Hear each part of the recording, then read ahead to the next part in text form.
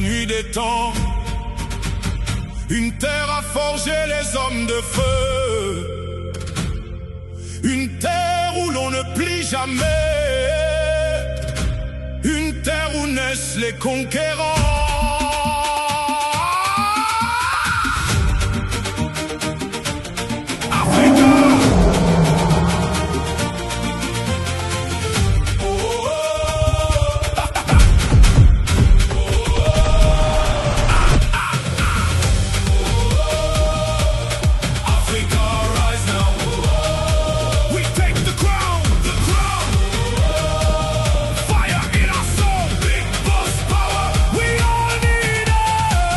Retrouvez votre nouveau produit Muscle Power dans toutes les boutiques Eric Favre.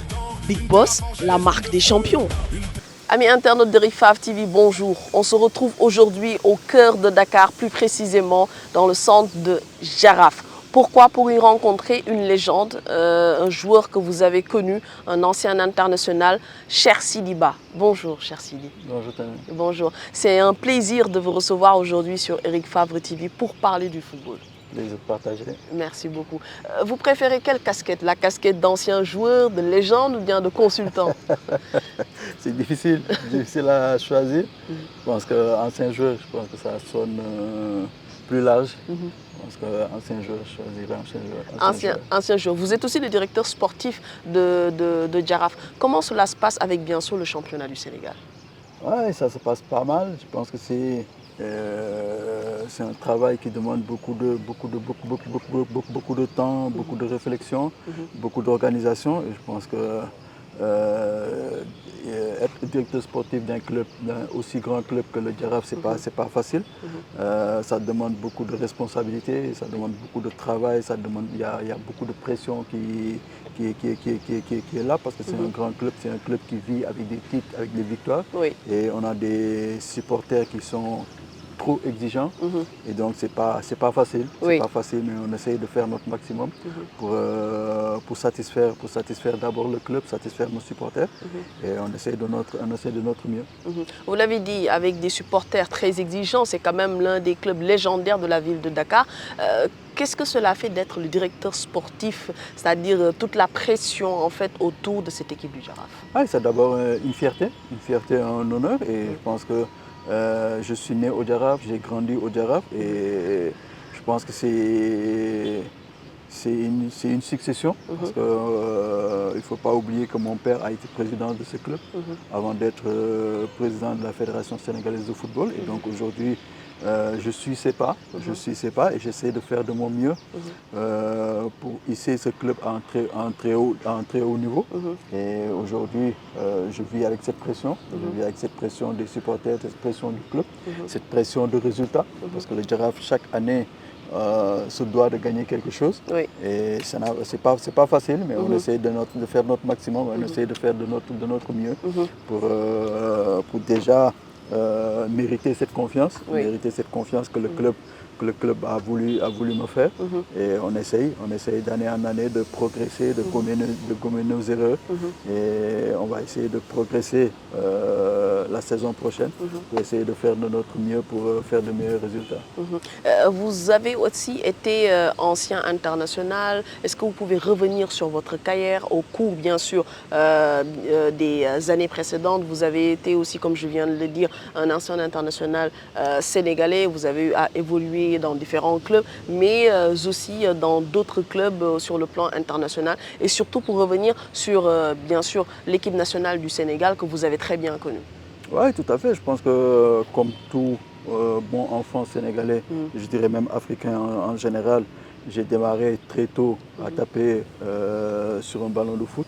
Et donc, comme je l'ai dit tantôt, je suis né dans une famille où il y a le football qui existait déjà à travers mon père. Et donc la passion m'a suivi, m'a piqué très tôt. Et donc j'ai commencé très tôt au niveau du quartier, avec les Navetan. Oui. Et après avec le Jaraaf à l'école de football de Pa Asdiak, paix à son âme. Et donc j'ai commencé là-bas avec la petite catégorie, et les cadets, les juniors.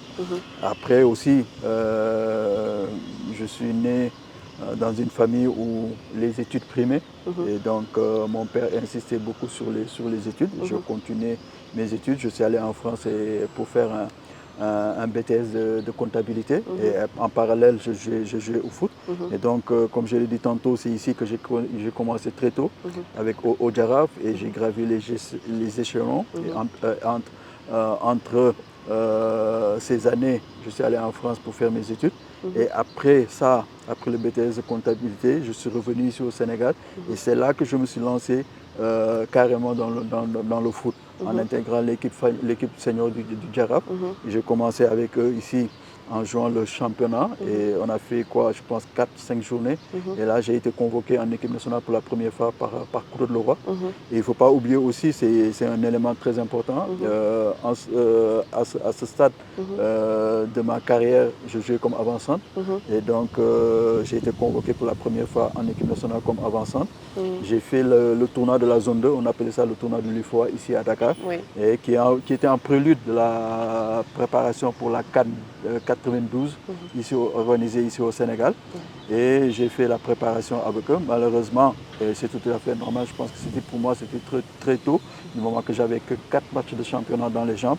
Et je n'ai pas fait cette Coupe d'Afrique, mais quand même ça a été une très belle expérience pour moi. Et après, par la suite, j'ai continué à jouer et au Jaraaf.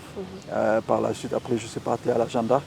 Et c'est de là-bas que je suis sorti pour la première fois à l'extérieur en Arabie Saoudite, à Al Town, où j'ai fait 2 saisons. Après ça, j'ai quitté, je suis parti en Autriche, où j'ai fait 5 très belles saisons en Autriche. Et je pense que ce sont les plus belles années de ma carrière. Et avec Lask Linz, qui est champion en titre dans le championnat autrichien. Et après ça, je suis revenu en Arabie Saoudite, où j'ai fait encore une année, une saison. Et après ça, je suis parti au Qatar avec Al Rayyan, l'un des plus grands clubs au Qatar, où j'ai fait 2 ans, 2 saisons. Après ça, je suis allé en Indonésie, où j'ai fait une saison. Et pour finir ma carrière en Malaisie, après où j'ai fait aussi là-bas 2 saisons. Ce qu'on retient, c'est-à-dire que vous avez allié à la fois sport et études, ce qui est quand même très difficile pour un jeune. On connaît bien sûr les nawetan et bien sûr tout l'engouement autour du football, mais vous êtes parvenu à quand même allier sport et études. Oui, tout à fait. J'ai réussi à allier sport et études. Et même si ce n'était pas le sport, je pourrais aller encore plus loin dans les études, mais je suis allé à un niveau acceptable, à un niveau acceptable. Et donc ça m'a permis d'allier les deux, le sport et les études, parce que c'était une condition sine qua non de feu mon père. Et donc j'ai essayé de faire de mon maximum, mais d'un côté, il y avait le sport qui tirait plus que les études. Je suis arrivé à un bon niveau dans les études et aussi sur le plan sportif aussi. J'ai fait de mon mieux pour arriver aussi à un très bon niveau, à un niveau international. J'ai été international ici au Sénégal, j'ai joué dans le championnat sénégalais. J'ai été footballeur professionnel, j'ai été international sénégalais, j'ai joué une CAN, que ce soit en football à 11 et aussi, il ne faut pas oublier aussi au beach soccer, où j'ai été capitaine de l'équipe nationale de beach soccer, où j'ai gagné des CAN et j'ai participé à des Coupes du Monde de beach soccer. Et je peux dire que c'est une carrière honorable, mais aussi par l'aide de ma famille, de mes parents, j'ai pu allier les deux, les études et le sport. Et le sport. Vous avez dit aussi que vous avez eu votre première sélection avec Claude Leroy. Quelle a été votre réaction lors de ce moment historique-là? Ça a été d'abord une surprise. Ça a été d'abord une surprise, un honneur et une fierté. Et je pense que c'est après un match qu'on a joué ici au stade Demba Diop contre le Ndiambour de Louga. On gagne 2-0, je marque le premier but et on gagne 2-0. Et après, juste à la fin du match, les dirigeants du Jaraaf sont venus vers moi. Ils m'ont dit que Claude Leroy leur a donné l'information dès le lundi, je dois rejoindre le regroupement de l'équipe nationale. Ça a été une surprise, comme je l'ai dit tantôt, et aussi une fierté, un honneur, parce que ce n'était pas évident. C'était pas évident de faire juste 4 matchs de championnat ici en Ligue 1 et d'être convoqué en équipe nationale du Sénégal pour jouer le tournoi de l'UFOA et après aussi faire la préparation pour la CAN 92. Et donc ça a été une très belle expérience pour moi et aussi ça a été un honneur et une fierté pour moi et pour toute ma famille. Revenons un peu sur votre carrière au sein de cette équipe nationale du Sénégal. Vous avez connu quand même beaucoup de joueurs, la génération de Omar Diallo, un peu aussi la génération de Henri Camara et aussi même de Khalilou Fadiga. Comment vous avez vécu ces moments-là au sein bien sûr de cette équipe nationale? Oui, des moments de joie, des moments de retrouvailles, des moments de fierté. Et je pense que ce n'est pas donné à tout le monde d'être convoqué en équipe nationale. Et je pense que ça a été, j'ai côtoyé là-bas beaucoup de générations. Déjà en 92, j'ai côtoyé la génération de Adama Cissé, la génération de Victor Diagne, Feu Lamine Sarr, Feu Mohamed Mendy, Mamadou Marem Diallo, Roger Mendy, François Bokandé, Ali Mal. Je pense que aussi j'ai côtoyé la génération de 2000, de 2002, parce que ça a chevauché entre 2000 et 2002. Et donc des Oumar Diallo, Pape Malik Diop, Pape Niokor Fall, Khalilou Fadiga, Pape Sarr, Ferdinand Coly, Lamine Diatta. Donc j'ai côtoyé toutes ces générations et je pense que ça a été des moments de fierté, des moments de retrouvailles, des moments de convivialité. Aussi, ça m'a permis de connaître beaucoup de personnes, ça m'a permis de connaître beaucoup de personnes dans le milieu du sport et de côtoyer de grands joueurs, que ce soit dans l'équipe nationale ou à travers nos matchs internationaux. Et pour moi, c'est quelque chose d'inoubliable, c'est quelque chose qui restera gravé dans ma vie et dans la vie de tout footballeur professionnel. Et je pense que c'est des moments que tout footballeur doit vivre parce que déjà, être footballeur, c'est bien. Être footballeur professionnel, c'est encore mieux. Être footballeur international, je pense que c'est le summum. C'est le summum et ça m'a permis de découvrir beaucoup de cultures, beaucoup de personnes. Et je dis Alhamdulillah parce que c'est par la grâce de Dieu, par la grâce d'Allah que tout cela est arrivé. Et aussi par l'aide et le soutien de mes parents et de ma famille. Et je pense que je ne les remercierai jamais assez. Et je dis Alhamdulillah ala kulli hal. Y a-t-il pas un regret par rapport à la génération de 2002 dont vous n'avez pas du tout fait, on va dire, partie pour cette épopée-là, le Sénégal qui part à la Coupe du Monde, qui est aussi finaliste bien sûr de la Coupe d'Afrique? Oui, tout à fait. Il y a un petit pincement au cœur. Il y a un petit pincement au cœur parce que je pense que tout footballeur aurait rêvé de participer à cette épopée. Malheureusement, je pense que ça a été la volonté de Allah, c'est lui qui choisit. Et je ne faisais pas partie de ce groupe, mais quand même, j'ai participé à cette qualification. J'ai participé à cette qualification en jouant quelques matchs lors de ces phases éliminatoires pour cette Coupe du Monde.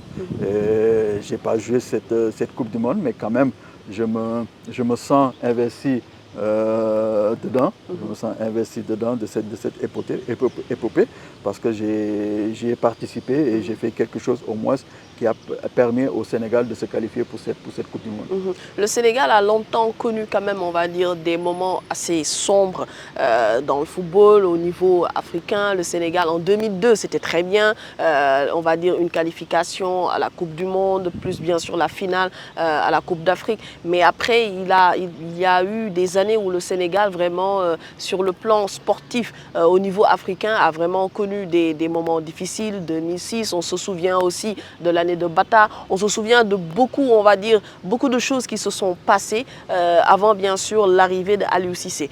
Vous, en tant qu'ancien joueur de cette équipe nationale du Sénégal et surtout un sportif, un athlète, ces moments-là, elles étaient dues à quoi exactement? D'abord par la mauvaise organisation.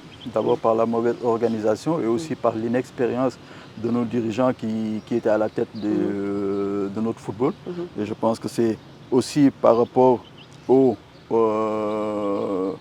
à la qualité des joueurs qui composaient nos différentes équipes nationales. Et il faut dire, même par certains moments, on avait de la qualité dans l'équipe. Malheureusement, derrière, les résultats n'ont pas suivi. Je pense que les points les plus importants, c'est surtout par rapport à l'organisation autour de cette équipe nationale et aussi par l'inexpérience de nos dirigeants. Je pense que c'est ça qui a été un des points importants lors de ces débâcles, de ces mauvais moments, de ces moments très durs que le football sénégalais a vécu. Il y a certaines années où on avait de très grands joueurs, une très grande équipe. Malheureusement, derrière, les résultats ne suivaient pas. Et il y avait, comme je l'ai dit tantôt, la mauvaise organisation. Aussi, il faut le dire, l'indiscipline aussi de certains de nos joueurs. Et je pense qu'aujourd'hui, quand on regarde derrière, quelques années en arrière, l'équipe nationale a connu beaucoup de moments sombres, beaucoup de moments où il y avait beaucoup des clashs entre les dirigeants et les joueurs, des joueurs indisciplinés qui faisaient du n'importe quoi. Je pense que ça a été, c'est tout cet ensemble qui a fait que sur plusieurs années, sur plusieurs compétitions, le Sénégal n'arrivait pas à gagner, n'arrivait pas à faire les résultats qu'on attendait de cette équipe nationale.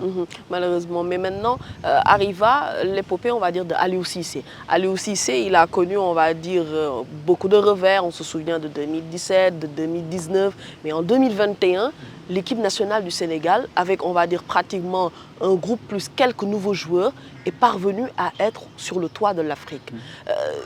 Est-ce que c'est toujours dû à cette organisation-là, ou bien est-ce qu'il y a eu un changement de mentalité au sein de cette équipe nationale? Oui, tout à fait. Il y a eu un changement de mentalité, un changement de comportement, un changement aussi d'ambition. Et avec, il faut le dire, tout cela a coïncidé avec l'arrivée de Aliou Cissé. Ça n'a pas été facile au début, il faut le dire. Mais après, par la suite, il a eu la confiance des dirigeants, il a eu la confiance de l'État du Sénégal et il a su dérouler son projet. Et je pense qu'il a beaucoup apporté à cette équipe nationale, de par son organisation, de par sa rigueur. Et aujourd'hui, le Sénégal est en train de récolter les fruits du travail de Aliou Cissé, aussi aidé par les dirigeants de la fédération qui ont aussi changé de mentalité, qui ont aussi changé de comportement, et aussi par l'arrivée des joueurs de qualité qui ont composé ces différentes équipes nationales. Parce qu'avant, aujourd'hui, quand on se targue d'avoir dans notre équipe des joueurs qui ont gagné la Ligue des champions européenne. Avant, on ne l'avait pas. Des joueurs qui jouent dans les grands championnats anglais, espagnols, italiens. Avant, on ne l'avait pas. Avant, on avait juste des joueurs qui jouaient peut-être dans le championnat français.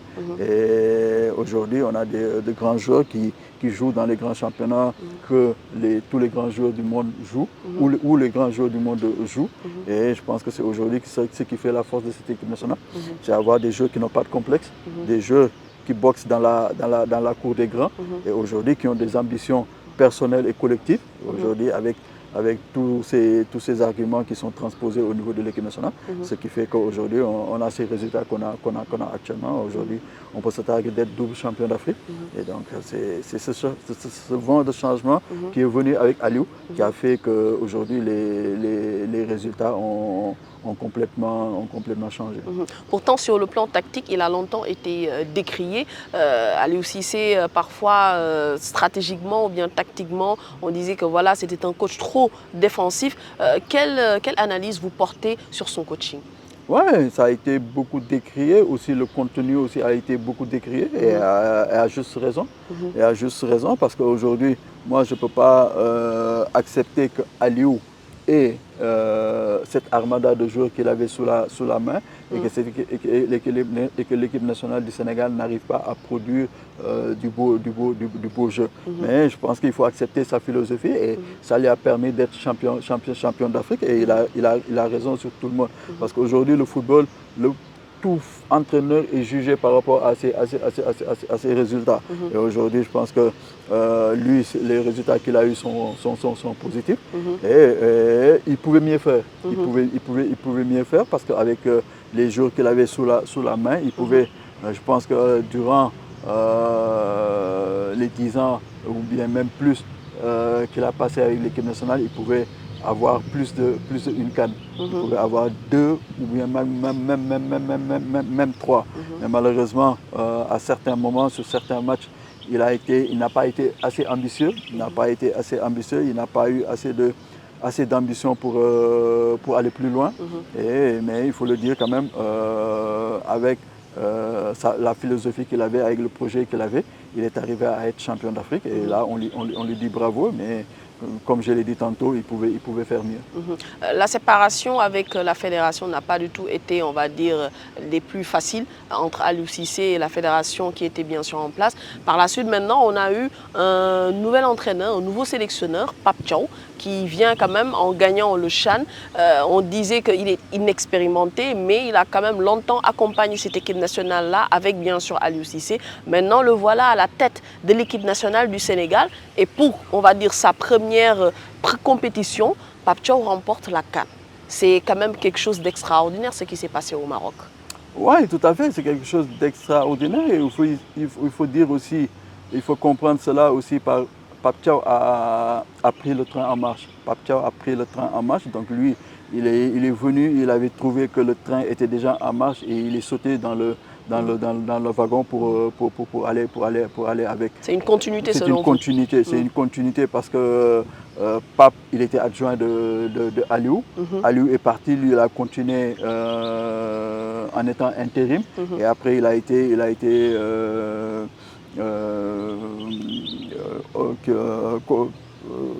le sélectionneur, il a été confirmé, oui. Il a été confirmé pour être sélectionneur A. Donc lui, il était déjà dans le train avant sa confirmation. Donc c'était facile pour lui de continuer avec l'équipe pour la CAN du Maroc.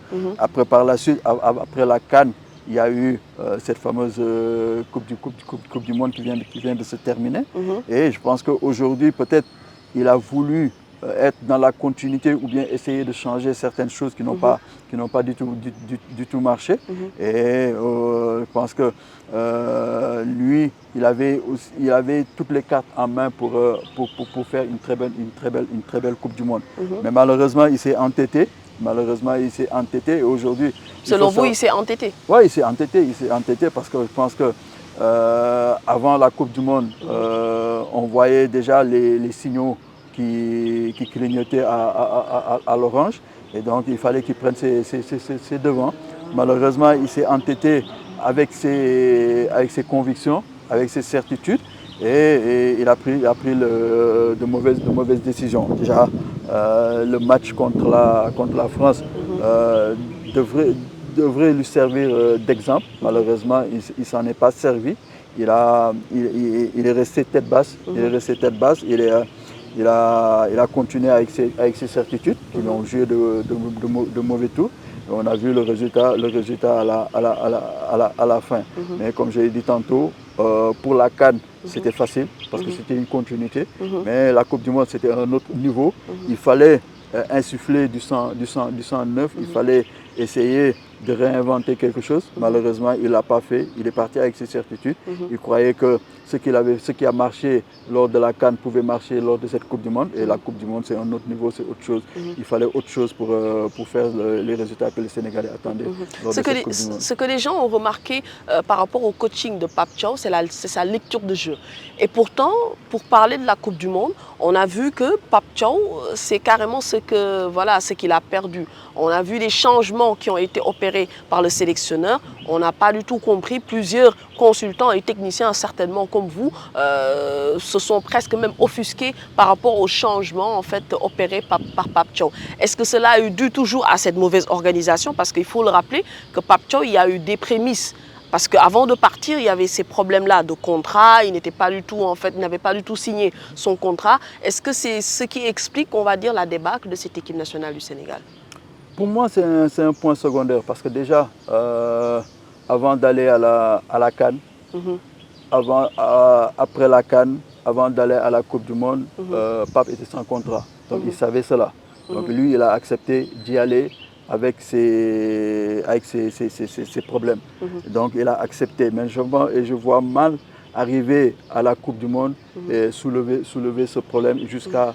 Moi, je ne sais pas ce qui s'est passé à l'intérieur, mais d'après les échos qu'on a eus, il a même menacé de ne pas être sur le banc lors d'un certain match.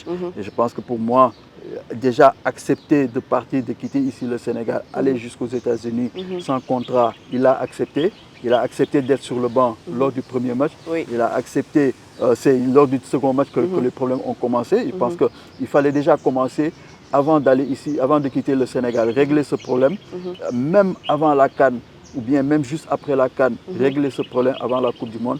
Maintenant, dès que tu es dans le bain, tu es dans le bain, tu as accepté d'être dans le bain, donc là tu te tais, tu te concentres sur le travail et après la compétition, on règle notre problème. Selon vous, donc, il a commis une erreur en disant qu'il n'allait pas du tout être sur le banc face à la Norvège? Oui, tout à fait. Je pense que maintenant, le problème est que c'est une déclaration d'un côté, on n'a pas encore la confirmation de Pape si vraiment tel était le cas. Et même si tel était le cas, je pense qu'il a une grosse part de responsabilité d'avoir menacé de ne pas être sur le banc si son contrat n'est pas réglé avant le match contre la Norvège. Et je pense que ça, il fallait faire en amont. Il fallait faire ça en amont, régler ce problème, le signer avant même le début de la Coupe du Monde. Et dès que ça commence, tu es focus, tu es concentré sur le jeu. Et ce qui est sûr que quand tu n'as pas la tête posée, quand tu n'as pas les idées claires, c'est sûr que tu ne peux pas prendre les bonnes décisions. On a vu ce qui s'est passé lors de cette Coupe du Monde. On n'a pas reconnu le Pape Thiaw qu'on avait vu lors de la CAN. Et comme je l'ai dit tantôt, ce qui a marché à la CAN ne peut pas bien marcher à la Coupe du Monde, parce que la Coupe du Monde c'est un autre niveau, c'est d'autres équipes nationales que tu as en face, des joueurs de classe mondiale que tu as en face. Et donc aujourd'hui, je pense que pour moi, Pape a commis une grave erreur en acceptant de quitter ici, d'aller à la Coupe du Monde sans contrat et arriver là-bas, de menacer les gens pour ne pas être sur le banc si le contrat n'est pas signé. Durant cette Coupe du Monde, beaucoup ont aussi décrié, on va dire, certains joueurs qui étaient sur le terrain, notamment Kalidou Koulibaly, Sadio Mané, de par bien sûr leur performance. Koulibaly était resté depuis le 8 avril sans pour autant jouer. Pape Thiaw l'a sélectionné, alors que certains disaient qu'il y avait Malang Sarr qui était, on va dire, disponible et qui faisait partie du meilleur 11 de la Ligue 1. Comment expliquer en fait cela, entre bien sûr ces problèmes-là, on dit dans le vestiaire avec Koulibaly, Sadio Mané, qui continuent toujours à être sur le terrain? Oui, déjà avant la Coupe du Monde, lors de la sortie de la liste, il y a eu des prémices d'une mauvaise prestation à la Coupe du Monde. Je pense qu'il y a eu des propos qui ont été tenus sur certains joueurs comme quoi certains étaient pour, d'autres contre la venue de Malang Sarr. Et on voit certains joueurs qui étaient blessés, qui ont été confirmés sur la liste. Et on sait que quand tu reviens de blessure, tu as besoin de temps pour retrouver ta meilleure forme. Et on sait tous que la durée de la Coupe du Monde ne permettait pas à certains joueurs de retrouver cette forme optimale qu'ils avaient quelques mois en arrière, par exemple lors de la dernière CAN. Et aujourd'hui, Pape a insisté sur cela, il est parti sur ses certitudes et il pensait que ces joueurs pouvaient être présents au rendez-vous. Et malheureusement, on a vu lors du premier match, on voit un Kalidou Koulibaly qui est complètement à la rue. Second match, pareil. Et Pape a voulu insister sur cela. On a vu le Sadio Mané qu'on a vu lors de la dernière CAN. Ce n'est pas le même Sadio Mané qu'on a eu lors de cette Coupe du Monde. En degré moindre, Idrissa Gana Gueye sur les premiers et deuxième matchs, je pense. On a vu un Idrissa Gana Gueye aussi en deçà de ce qu'il faisait auparavant. Et il y a eu beaucoup de dysfonctionnements dans cette équipe nationale, ce qui a fait que nos résultats n'ont pas été à la hauteur. Et je pense qu'aujourd'hui, il y a eu beaucoup d'erreurs bien avant la CAN, pendant la CAN et après la CAN jusqu'à maintenant. Ça nous suit, le débat est toujours là et je pense que c'était des choix inopportuns pour moi. Il fallait, en football, il faut toujours prendre prendre des choix, il faut faire des choix forts. Il faut faire des choix forts, il faut essayer de dominer ses sentiments, et d'être aussi, c'est lui le coach, il doit être tout le temps au-dessus de la mêlée et de prendre les bonnes décisions. Malheureusement, il a pris les mauvaises et ça lui a joué des tours, et ce qui a fait le résultat qu'on a eu lors de cette Coupe du Monde. Effectivement, la Coupe du Monde étant terminée pour le Sénégal qui s'est fait éliminer de façon cruelle face à la Belgique. Et aussitôt, juste après le retour, il y a eu beaucoup de spéculations. La fédération a tenu à faire une conférence de presse en affirmant aussi le limogeage ou bien le licenciement de Pape Thiaw et de tout son staff.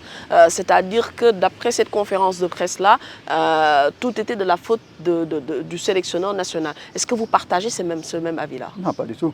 Pas du tout. Je pense qu'on ne peut pas mettre tout sur le dos de Pape Thiaw. Eux aussi, ils ont des responsabilités à assumer. Je pense qu'ils sont aussi fautifs que Pape Thiaw. Ils n'ont pas été bons dans l'organisation, ils n'ont pas été bons dans l'anticipation. Et aussi, si Pape n'a pas signé son contrat, c'est dû à eux. C'est dû à eux. Et donc aujourd'hui, il ne faut pas chercher de bouc émissaire, essayer de faire Pape le fusible de toute cette affaire. Je pense qu'aujourd'hui, eux, ils ont été au cours de l'organisation, ils ont dirigé la délégation sénégalaise, ils ont pris les décisions comme quoi ils ont validé la liste de Pape Thiaw. Donc eux aussi, ils sont aussi fautifs que Pape. Donc eux aussi, ils ont une part de responsabilité qu'ils doivent assumer. Mais se lever un beau jour et chercher un bouc émissaire et dire que si on fait sauter ce câble, je pense que ça va se calmer. Et malheureusement, ils connaissent mal les Sénégalais. Les Sénégalais iront jusqu'au bout pour savoir exactement la vérité et aussi prendre les bonnes décisions à travers le ministère des Sports et l'État du Sénégal. Je pense qu'ils prendront les bonnes décisions pour essayer que ça soit la dernière fois que ce genre de choses se passe au niveau de notre football. Parce que je pense qu'on a été la risée du monde. On a été la risée du monde et aujourd'hui, le Sénégal ne mérite pas ça. Le Sénégal ne mérite pas ça. Avec tout ce qui s'est passé, on est revenu 20 ans, 30 ans en arrière. Ce qui s'est passé 20 ans, 30 ans en arrière, c'est ça qu'on a vécu lors de cette Coupe du Monde. Et je pense que le Sénégal était arrivé à un niveau d'organisation où ce genre de problème, moi je pensais pas que ça allait revenir. Malheureusement, on est revenu en arrière. Et là, il faut prendre les bonnes décisions et surtout des décisions fortes pour pouvoir réorganiser et pour pouvoir assainir le monde du football, pour pouvoir continuer sur la lancée où on était et essayer de se préparer pour la prochaine CAN. Ça arrive bientôt. Déjà, les éliminatoires, c'est au mois de septembre déjà. Oui. Donc, le temps n'attend pas. Le temps n'attend pas. Là, on est en train de spéculer. On ne sait pas qui sera le prochain coach du Sénégal. Et je pense qu'aujourd'hui, normalement, ce coach devrait être nommé depuis quelques temps. On a vu la Côte d'Ivoire. Eux, ils n'ont pas attendu. Ils n'ont pas renouvelé le contrat de Emerse Faé. Et tout de suite après, du jour au lendemain, on sait que c'est Hervé Renard, le prochain sélectionneur de la Côte d'Ivoire. Malheureusement, ici au Sénégal, c'est le flou total. C'est le flou total et je pense qu'il faut anticiper. Il faut anticiper parce que déjà, eux, avant de quitter les États-Unis, c'est sûr qu'ils avaient déjà pris la décision qu'ils vont limoger Pape Thiaw. Je pense que pour moi, déjà... Selon vous, ils n'ont même pas attendu à être au Sénégal pour prendre ces décisions? Non, pour moi, je pense que la décision a été prise depuis les États-Unis, avant le retour. Et donc là, déjà là, ils auraient pris la peine de consulter certains entraîneurs, de discuter avec eux et pour prendre le devant, pour que déjà, dès la démission de Pape, nommer le prochain sélectionneur qui va se préparer parce que le temps n'attend pas. Le temps est déjà là. Déjà, ça lui aurait permis de gagner du temps, ça lui aurait permis de gagner du temps, d'être dans le bain de la tanière pour préparer déjà les prochains matchs qui arriveront au mois de septembre. Après, bien sûr, cette Coupe du Monde, plusieurs sorties de la part des joueurs, même Pape Gueye qui dit qu'il ne va pas revenir tant que le staff est toujours là. Et la Diouf reste récemment qui a fait aussi une sortie en disant que Pape Diop ne devait pas du tout embarquer avec l'équipe nationale tant que son contrat n'était pas du tout signé. Et aussi il y a Cheikh Kouyaté, ancien international, qui était bien sûr, qui faisait partie de ce groupe-là en tant qu'on va dire frère ou bien grand frère dans ce groupe-là, qui a fait aussi une déclaration, une sortie on va dire maladroite par rapport bien sûr à l'équipe nationale. Est-ce que cela veut dire que cette tanière-là a implosé? Ouais, une partie. Bon, quand on entend certaines déclarations de certains joueurs, déjà la première déclaration de Pape Gueye, on sent qu'il y avait une fissure dans cette tanière. Et là, tu te dis que quand est-ce a démarré cette implosion? Tu te dis que c'est un problème qui était vivante au sein de la tanière depuis un certain temps. On ne sait pas quand. C'est eux qui vivent de l'intérieur qui peuvent nous dire quand est-ce qu'il y a eu ces problèmes au sein de cette équipe. Mais quand on entend certaines personnes parler, on sent que ce problème existait depuis longtemps dans cette équipe nationale. Heureusement pour nous, ce sont les bons résultats qui ont pu camoufler tout cela. Et je pense que la déclaration de Pape, pour moi, ça a été une déclaration maladroite. Je pense que c'est pour cela qu'il faut toujours éviter de faire des déclarations à chaud. Il faut toujours essayer de faire baisser la température et réfléchir. Et on le dit souvent, faire tourner la langue cette fois avant de parler. Et pour ne pas faire des déclarations qui demain pourront provoquer autre chose que la bonne ambiance qui existait dans cette tanière. Et déjà, la déclaration de Pape, pour moi, quand j'ai entendu cela, je me suis dit qu'il y a deux choses. Soit Pape Gueye ne reviendra plus en équipe nationale tant que Pape Thiaw est là, ou bien Pape Thiaw va quitter le staff technique et ne sera plus entraîneur. Pape Gueye pourra continuer avec les équipes. D'accord, selon vous, donc, il avait un problème direct avec l'entraîneur et son staff? Oui, tout à fait. Tout à fait. Et moi, d'après les informations que j'ai eues des gens qui étaient là-bas, et même avec certains dirigeants, les histoires dont on parlait et tout, les gens m'ont confirmé que c'était réel. Et donc, je pense que c'est des problèmes qui existaient au sein de cette délégation. Et rien qu'à entendre la déclaration de Pape aussi derrière, voir certains joueurs qui ont désactivé leur connexion avec les réseaux sociaux de Pape Thiaw. Donc, ce qui montre qu'il y avait une cassure qui existait entre le sélectionneur national et certains joueurs. Et pour moi, c'était difficile que le sélectionneur national reste au sein de cette équipe nationale avec les mêmes joueurs. C'était impensable. Pour moi, c'était soit il y a certains qui quittaient ou bien le coach quittait. Maintenant, on n'a plus du tout de sélectionneur. Comme vous l'avez dit, il y a bien sûr les qualifications pour la CAN qui arrive. Maintenant, on parle de Patrick Vieira, de Omar Daf, de Habib Beye. Selon vous, quel est le profil type, le meilleur profil pour être sélectionneur du Sénégal actuellement? Le meilleur profil, c'est celui qui pourra fédérer tout le monde. Celui qui pourra fédérer tout le monde. Je pense qu'aujourd'hui, il faudra prendre un entraîneur qui a beaucoup de poigne, un entraîneur qui a beaucoup de personnalité et aussi un entraîneur qui a les idées claires. Parce qu'aujourd'hui, je le dis souvent, je le dis toujours, que moi, le fait de dire les entraîneurs locaux ou bien les sorciers blancs, pour moi c'est un faux débat. C'est un faux débat parce que je pense qu'aujourd'hui, si on parle de sorciers blancs, donc il faudrait aussi que nos entraîneurs locaux, nos entraîneurs sénégalais qui opèrent un peu partout dans le monde aussi, qui reviennent ici rentrer au Sénégal. Parce que je pense qu'aujourd'hui, on ne peut pas dire qu'on va faire un sens interdit aux entraîneurs étrangers et permettre à nos entraîneurs sénégalais d'aller opérer à l'extérieur. Je pense que la porte doit être ouverte pour tout le monde. La porte doit être ouverte pour tout le monde et permettre à tout un chacun qui a la capacité, qui a les qualités pour diriger l'équipe nationale du Sénégal, parce que c'est sûr que ce n'est pas n'importe qui peut être sélectionneur de l'équipe nationale du Sénégal. Le Sénégal a atteint maintenant un standard où il faut un coach de haut niveau. Un coach de haut niveau, et il y en a plein ici et maintenant dans le circuit. Il faudra choisir le bon.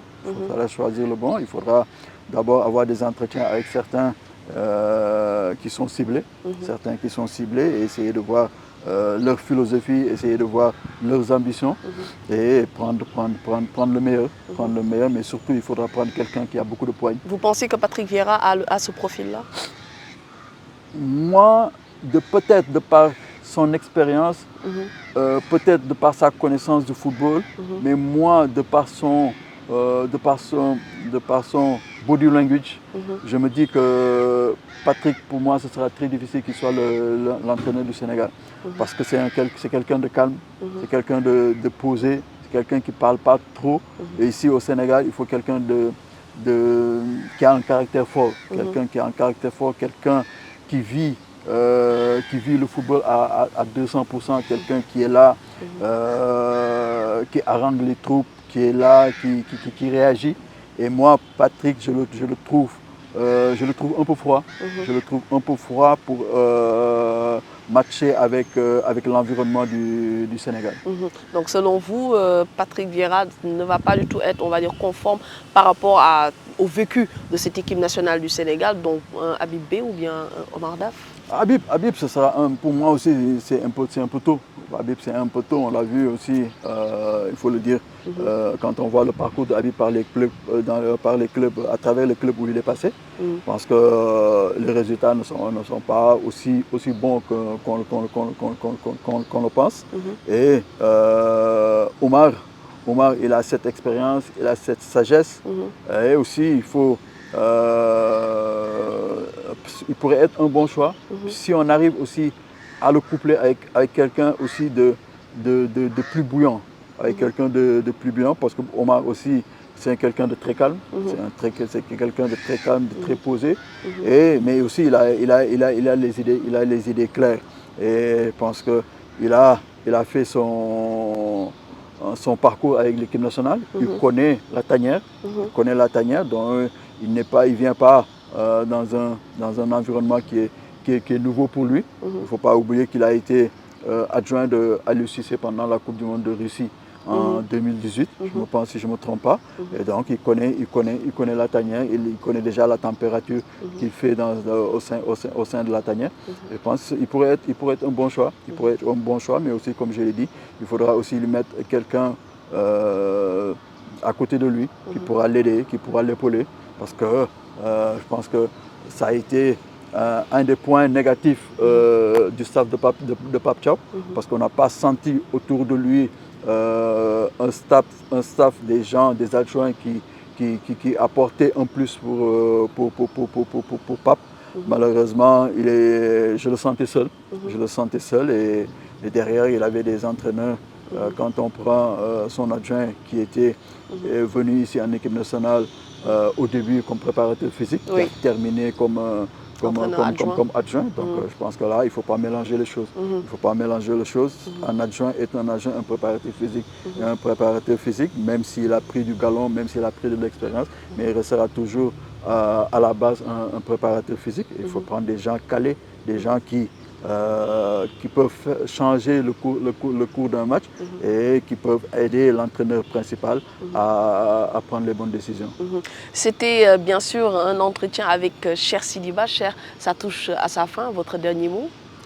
Déjà vous remercier pour votre visite ici à Keur Jaraaf, notre centre d'entraînement. Et ça a été un plaisir de discuter football. Je pense que le football a été ma tasse de thé, ça a été, c'est ma vie. Je veux dire, le football, c'est ma vie. Donc je vis que du football H24. Et aujourd'hui, je pense que ce qui arrive à notre football n'est pas bon. Je pense que c'est une mauvaise image du Sénégal. Et on doit se retrousser les manches très vite, prendre les bonnes décisions, déjà nommer le futur coach du Sénégal et ne pas se tromper sur le choix. Et essayer aussi laisser les sentiments de côté. Et s'il faut prendre des décisions fortes, il faut les prendre pour le bien de notre football, parce que le football, c'est ça qui fait vivre le peuple sénégalais. Quand le football marche, tout marche. Mais quand le football va mal, tout va mal. On le voit aujourd'hui ici au Sénégal, les gens n'arrivent toujours pas à penser les plaies obtenu lors de la dernière Coupe du Monde. Et ça a été une mauvaise expérience pour tout le monde. Et aujourd'hui, on doit rester unis. On doit rester unis pour le bien de notre football, prendre les bonnes décisions et attaquer les qualifications qui arrivent au mois de septembre du bon côté pour pouvoir se qualifier et aller défendre notre titre en 2027, Inch'Allah. C'était Cheikh Sidiba, ancien international et directeur sportif de Jaraaf, qui nous a accordé bien sûr cet entretien. Merci à vous bien sûr pour votre disponibilité. On se donne rendez-vous très prochainement toujours sur Eric Favre TV. Allô copine, comment tu vas? Mala raw maa ngi nii rek ça se passe bien. Salif moo ngi nii rek temps yi talul dara entraînement yu métti talul sax toppatoo xale yi talul dara. Xam nga li waajal rek ñaanal ma copine. Ça naka la yaa ngi ci jàmm j'espère que tu vas bien Mia mu ngi mel ni dafa mera. TapTap Send yow mi nekk ci diaspora bi mën nga yónnee xaalis Sénégal ci lu gaaw jaarale ko ci Wave Orange Money wala Wizall. nañ ñaan rek ah. T'inquiète pas. Ah. Imagine loolu laa jot nii message Salif moo yónnee message TapTap Send laa jot léegi sama téléphone. waaye nag Salif si le meilleur ndekete yow waa ma dus naa de jànka moo gàcce daf ma sentir TapTap Send tamit ah. TapTap Send yónnee lu bari ci lu yomb.